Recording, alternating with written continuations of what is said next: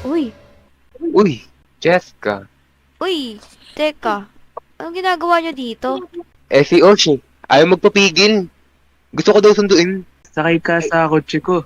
Sa kotse mo. Hatid na kita dun sa school. Osh, di ba? Usapan natin ako yung magkasabi. Tapos sa akin sasakay si Jessica.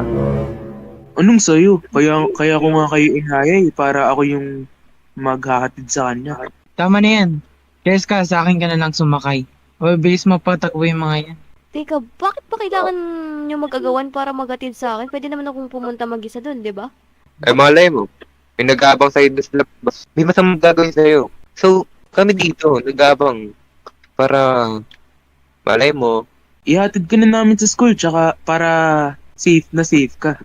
Sige na nga, pero paano niyo ba ako papagsabay niya? Tatlo-tatlo yung kotse niyo. Hatiin niyo ako dito.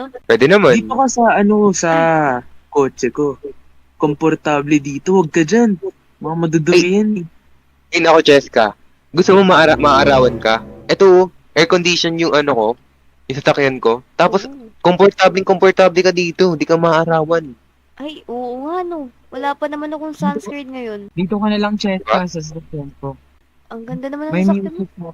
Alam mo, Jessica, hindi pang labas yung titignan mo. Pang loob din.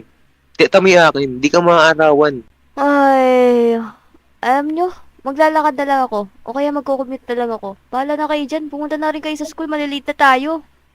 Lo, Ay, Ikaw ka na.